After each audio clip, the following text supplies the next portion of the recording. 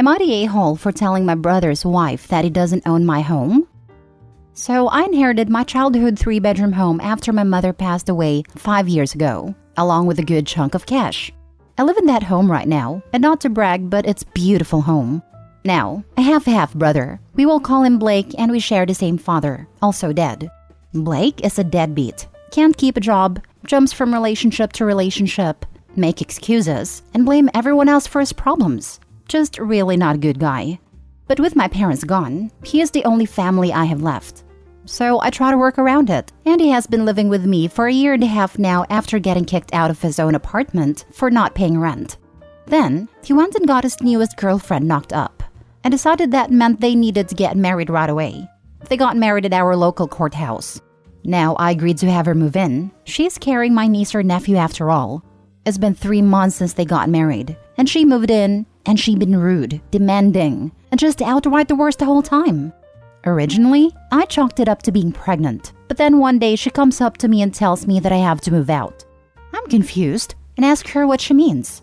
She goes on about how with the baby coming it's time to leave because they need a space. I tell her she has no right to kick me out of my own house, and she comments that since she married my brother, the house was part of hers now too, and that it's weird to have your husband's brother living with you and your kid. I realized then that she thought my brother owned at least part of the house, so I explained that she and my brother were in fact living with me, not the other way around, letting her know I fully own it, and my brother has no rights to it, and neither did she. She goes quiet and runs off. When my brother comes home, they get in a huge fight, and she leaves to go to her mother's. My brother is now mad at me for telling her the truth. Honestly, up until this point I thought she knew, but my brother claims he didn't tell her he owns it. She knew the house was inherited, and since we're brothers, she assumed he owned half, and he just never corrected her. Am I the a-hole for telling my brother's wife that he doesn't own my home? Now for the top comments. Not the a-hole, and here's a tip. Get rid of them. Both of them. Have a nice day. Your brother is about to be a father to some poor unfortunate child and needs to start adulting. Right now, you're just enabling him to continue to be feckless. Not the a-hole. Decent chance she scarpers off, now that she realizes her marriage does not give her a share of the house. Getting pregnant and forcing marriage may have been accidentally on purpose, under the assumption half-brother had assets, which would explain why she's not so happy. Of course, if OP is silly enough to continue underwriting her life, she'll stick around. If it was accidentally on purpose, then if she's truly plucky, there is a decent chance she'll see whether she can change horses. It's a tricky maneuver to jump from one saddle to another while underway, but she may just see it as an enjoyable challenge. Not the a-hole, but you are foolish for letting them mooch off you like this. Prime example of why found family, or none, can be better than given. If Opie put his effort into his meaningful friendships, rather than these two gluttons, he'd be better for it. Not the a-hole, but Opie, have you talked to a lawyer? I've read about people finding loopholes and somehow ending up with property that wasn't originally theirs. Make sure you protect yourself. Typically, that happens when the owner doesn't live there, and the other party has lived there for years and years. The girlfriend discovered the brother owned the house, and then didn't demand he leave still. So she clearly has some rational thoughts in her head. Adverse possession has to be hostile. That is, if they have explicit permission to live there, they are never going to just end up with the property. The worst they can do is drag an eviction battle out. Next story. Am I the a-hole for losing it with my former mother-in-law and saying I don't want to help her granddaughter? My ex-husband died 6 months ago. We were divorced for 3 years. Prior to that, after he cheated on me for about 6 years with a woman he married after our divorce. Ex and I share 3 children together, a 17-year-old son, 16-year-old daughter, and a 15-year-old daughter. Ex got his second wife pregnant while we were married, which is how the affair got revealed in the first place. I kicked him out and cut ties, except for semi-civil co-parenting. I have never had anything to do with his daughter who is now 3. After my ex died, my former mother-in-law took her in temporarily. She's in poor health, and my ex was her only child. The mother of the child had no family who was willing to take her, so she wanted to try and keep her out of foster care. My former mother-in-law asked me about 2 months ago to consider raising her granddaughter, seeing as she's the half-sibling of my children. I told her I did not want to do that. She spoke to my children, and they refused to ask me on her behalf. She suggested that my children might want to keep her in their family, and how could I deny them that chance? So I asked my children if they had any thoughts or plans to take her on once any of them were 18, and they all said no. My son said his grandma had mentioned that to him, but he didn't care. My girls share a similar sentiment, though she did not ask them directly. Former mother-in-law reached out again, and I told her my answer was still no. She suggested that her granddaughter is my family, and I cut her off and said that is not true. I told her I am not the child's mother, stepmother, and nor anything that would imply family. She told me she will need to let a caseworker know in the coming weeks that she needs a foster home if I can't take her. She told me to do it for her granddaughter, that she's innocent. How can I not love her? And rambled on a lot about that. So, I lost my cool, snapped at her, and told her I don't want to help her granddaughter, and foster care is the best place for her if she can't raise her. Former mother-in-law told me I was a horrible, evil woman, and that it was no wonder my children don't care about their sister when I had that attitude about her, and she hoped one day it wouldn't come back to bite me in the butt. Am I the a-hole for the way I spoke to her and for what I said about her granddaughter? Edited to add, X and his wife, aka the mother of the child, both died. It was a car crash. Not the a-hole. Yes, the child is a half-sibling to your children, but that does not create an obligation on your part. Some people are able to take on roles like your mother-in-law is suggesting, and some people can't/won't. There is nothing wrong with that. Your ex-mother-in-law needs to back off. This was her choice. Now she can deal with it. And how great of a life would that child even have? Being raised by the person who was cheated on, and her being a constant reminder of the infidelity. Seems kinder to give her a clean slate with a new family that can love her without baggage. To clarify, the clean slate would be the foster family not seeing the daughter as the product of an affair. Unfortunately, I don't think there are many outcomes where she doesn't go through trauma. I've heard my share of stories from adults who were the love child, and it's really heartbreaking to hear how the immediate and extended family couldn't unsee the betrayal, and the child suffered. I had one woman tell me she felt guilty for being alive. Apparently, she's choosing the path where she loses all of her grandchildren too. Raising a 3-year-old when your youngest is 15, even if it was a good friend's kid, it's a lot to ask, and depending who, too much to ask. I would definitely cut contact if she's trying to guilt the children because of this. Not the a-hole.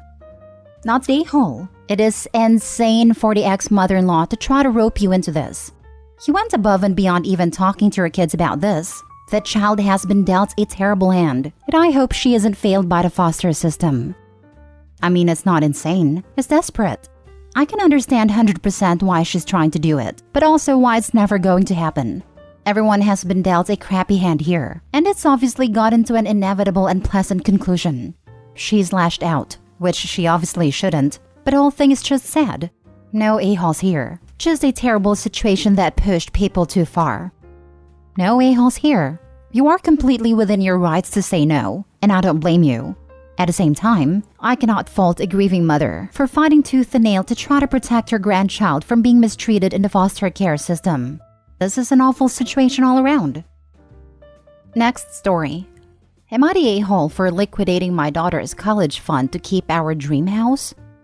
I, 50 female, lost my husband 4 years ago. I also have a 16-year-old daughter. My late husband left me everything and told me to trust his lawyer. My husband had worked for 20 years as a doctor and did some minor investing, so I inherited over 7 figures. A year later, I decided to list our home of 12 years and received an offer too good to refuse. With the inheritance, as well as the influx of cash from selling the house, I decided to move my daughter and I to Malibu because we always dreamed of a home next to the beach. But my husband was exceptionally tight-fisted and called homes their money pits. We found a beautiful home by the sea. I never personally handled anything regarding buying a home before, so I did not anticipate all the extra costs beyond the sticker price. But my daughter was so excited, so I decided to go for it. My late husband's lawyer was furious at my decision, so I decided to stop taking his calls, and I ended up signing with a money manager who said that we'd be passively earning 90% of what surgeons earn per year. But the money manager ended up tanking a lot of our investments. I took the dwindling money out and made my own investments, which made it worse. And long story short, because all of that, I only have around $35,000 available to me now. Not to mention our debts. With the amount available to me, I'm looking at only being able to pay 1 month of a mortgage/upkeep. And then I'm basically out of luck until my business gets clients. However, The place where we do have a significant amount of money is the fund my husband started for our daughter. With the money there, I could prevent our credit cards from being shut down and not have to worry about the mortgage for many more months. So I ended up liquidating my daughter's college fund. I told her about it today, and she was furious and said she cannot believe all her dad's work is gone. She also said she won't be supporting me for my retirement. Am I the a-hole for trying to fix my mistakes and trying to keep our house? Now for the top comments. You're the a-hole. You decided not to listen to the lawyer. You decided to move on to an extremely expensive place. And you decided to trust someone's shady advice. Now you're taking away your daughter's chances of being able to go to college loan-free? That money's not yours. You should be ashamed of yourself. He has it right. Malibu's a money pit for empty Airbnbs. One grocery store on the highway with outrageous prices. And almost no food except for tourist traps. Opie essentially gambled her 7-figure life savings, ruined her daughter's future, and now asks if she's an a-hole. Literally couldn't make some of the stuff up that I read on the sub. Yes, Opie, you're a selfish a-hole. You're the a-hole. You made an extremely poor financial decision and disregarded those around you who were offering you more sound financial advice. Having a home near the beach doesn't mean you need to move to Malibu, but I digress. You are absolutely the a-hole here. You robbed your daughter of a chance to start her life off comfortably and took money that was never intended for you. Sell this godforsaken money pit of a home, get somewhere you can actually afford, and take a class in personal finance management. Also, grow up? Opie literally ghosted the attorney because they weren't telling her what she wanted to hear. I have a few lawyers in my social circle, and this is extremely common. From the sounds of it, emphasis on the extremely. This is what we want to do. That's illegal. You'll almost definitely be caught. It's a waste of your time and money. Well, I want to do it. I advise the exact opposite. Here's a list of reasons this is a terrible idea. God, this is why people hate lawyers. You don't get it. As a conversation I think I've heard complained about dozens of times at least. Lol. Why would someone hire a lawyer for legal advice and then completely fly in the face of it? Hell if I know. I'm a lawyer. Can confirm. People ask lawyers whether they can or should do something and then become furious when we tell them no. You don't hear from them again until the thing they did anyway blows up in their face, at which point they are still furious. But this time it's because you didn't stop them. Just like on AITA, people are more interested in validation than the truth. And this is one of many reasons why I am no longer in legal practice. Last story. Am I the a-hole for ruining a wedding, although I told the bride I shouldn't sit next to my ex? I was in a relationship from 18 to 24 years old. He was 5 years older. He wanted children and marriage in the next 2 years, but I didn't want that at a time, so I broke up with him. I was sad about the breakup, but I knew that it was the right decision. I wanted to study without a child as I was 1 year away from finishing, travel with friends, and enjoying my 20s.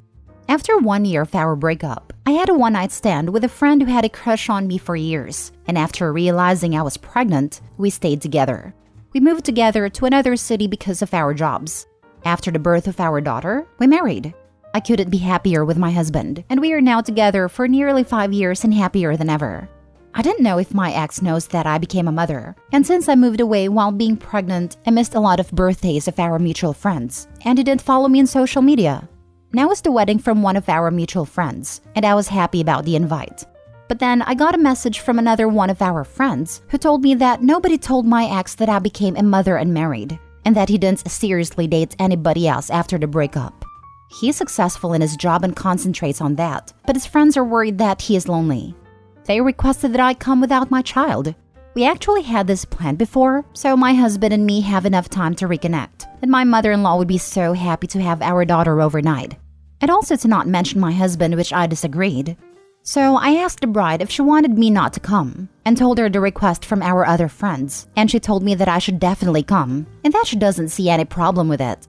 When we arrived at the wedding, we realized that we were seated next to my ex, which I found strange. I went quietly to the bride and told her that would probably be not the best idea, but she brushed it off. My ex barely talked to me but drank a lot. My husband chatted with another person from our table and mentioned our daughter after 2 hours sitting at a table. That's when my ex lost it. He made a big scene and accused me of lying to him about not wanting children.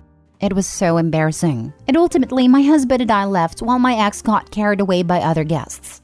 Since then, I got calls from mutual friends calling me the a-hole because I rubbed my happiness on my ex's face, and I'm a little bit confused. The bride isn't happy and accused me of ruining the wedding since I could just not mention my daughter, and that she was sad about the scene it caused. My ex lost it. He made a big scene and accused me of lying to him about not wanting children. You didn't cause a scene, your ex did. He's the a-hole. And you know what? Your friend is the a-hole too for sitting y'all next to each other, knowing all that history, and she still thought it would be okay? Nope. Seriously, why the heck would she put Opie and her husband next to her ex? They say those that stir the turd pot get to lick the spoon. There was no way the bride didn't know what she was doing. Either she was hoping for drama or hoping to make Opie feel like crap once she saw her ex. Not the a-hole. Oh, please. They sat you next to your ex on purpose. There was no way they didn't know he wouldn't behave that way when drinking. It's on him for acting that way, not you. You even asked to be moved. Total setup by her so-called friends thinking they could get you two back together. Pretty obvious whose side they were on when they broke up.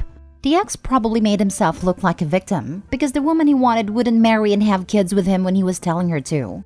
And for the past 6 years, they've had to watch this poor sap be miserable that he couldn't control Opie. That even now he feels she owes him an explanation because she had the audacity to have children.